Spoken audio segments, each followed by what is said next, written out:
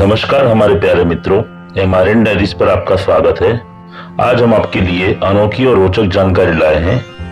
हमारे ग्रंथों में इनका विवरण भी मिलता है, इसीलिए ये सभी जानकारियों को एकजुट करके आज हम इस वीडियो के जरिए आपके साथ शेयर करेंगे और इसके बारे में कुछ जानेंगे।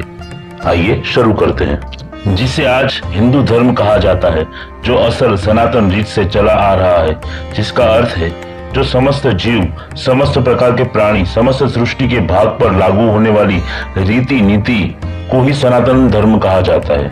आज जिसमें से हिंदू धर्म उभरा है तथा सनातन युग से चले आ रहा है। विभिन्न प्रकार के विवाह, जिसे आज हिंदू धर्म शास्त्र के विभिन्न प्रकार के विवाह कहे जाते हैं, जिन्हें हम आज जानेंगे, जो इस प्रकार है। प्रथम है ब्रह्म विवाह, दूसरा है आर्ष विवाह, तीसरा है प्रजापत्य विवाह, चौथा है देव विवाह, पांचवा है गांधर्व विवाह, छठवां है असुर विवाह, सातवां है राक्षस विवाह, आठवां है पिशाच विवाह, नौवां है अनुलोम विवाह और 10वां है प्रतिलोम विवाह। इन सभी विवाहों के बारे में हम बारी बारी से जानेंगे। तो सर्वप्रथम हम जानेंगे ब्रह्म विवाह के बारे में। ब्रह्म विवाह यह विवाह का सर्वश्रेष्ठ प्रकार है, जिसमें विवाह वर और कन्या के माता पिता की पूर्व सहमति से होता है।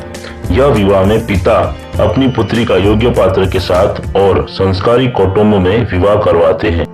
आर्ष विवाह, जिसमें कन्या के पिता को शुल्क यानी कि कुछ रकम देकर कन्या के साथ विवाह किया जाता है, जिसमें विवाहिक सुख के लिए वर कन्या के पिता को एक जोड़ी गाय बैल देकर भी विवाह कर सकते हैं। ये प्राचीन पद्धति से होता है।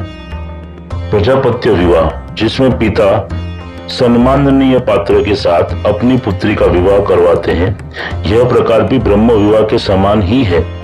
दोनों के बीच का अंतर यह है कि ब्रह्म विवाह में पिता कन्यादान के साथ दहेज भी देते हैं, परंतु प्रजापत्य विवाह में पिता दहेज का दान नहीं देते हैं। इस तरह यह विवाह का प्रकार सामान्य और गरीब वर्ग के लोग अनुसरते हैं, जबकि ब्रह्म विवाह का उच्च और धनिक वर्ग के लोग अनुसरते हैं। दैव विवाह, प्राचीन काल में गृहस्थों प्रसंगोपात यज्ञ करवाते थे तथा ऋषि मुनियों के आए हुए पुरोहित में से किसी एक के साथ अपनी पुत्री का विवाह करवा देते थे। देवताओं की पूजा दरमियान इस प्रकार के विवाह संपन्न होने के कारण इसे दैव विवाह कहा जाता है। गांधर्व विवाह, जिसमें युवक युवती परस्पर स्नेह से विवाह करते हैं, जिसे प्रेम विवाह भी कहते हैं। बिना किसी रीति के दंपति एक दूसरे की इच्छा से विवाह कर लेते हैं और शारीरिक संबंध का स्थापत्य करते हैं। इसका वर्णन रामायण और महाभारत काल में भी था। असुर विवाह, इस विवाह में व्यक्ति द्वारा कन्या के पिता को कन्या शुल्क के रूप में कोई कीमती चीज वस्तु को देकर कन्या को खरीदा जाता है और विवाह किया जाता है। राक्षस विवाह, जिसमें कन्या की इच्छा विरुद्ध उसका अपहरण करके विवाह किया जाता है। पिशाच विवाह, जिसमें व्यक्ति कन्या के अर्ध बेभान अवस्था, जिसमें मादक पदार्थ या मदिरापान करवाकर या मानसिक अस्वस्थता का लाभ लेकर उसके साथ जोर जबरदस्ती के साथ यौन संबंध बांधकर विवाह किया जाता है। यह विवाह का सर्वाधिक निम्न प्रकार है। अनुलोम विवाह, जिसमें किसी स्त्री का विवाह उसके वर्ण या जाति के कम वर्ण या जाति वाले पुरुष के साथ विवाह करवाया जाता है। प्रतिलोम विवाह, जिसमें किसी स्त्री का विवाह उसके वर्ण या जाति से उच्च वर्ण या जाति के पुरुष के साथ विवाह करवाया जाता है। तो इस तरह के 10 प्राचीन विवाह के विभिन्न प्रकार हैं।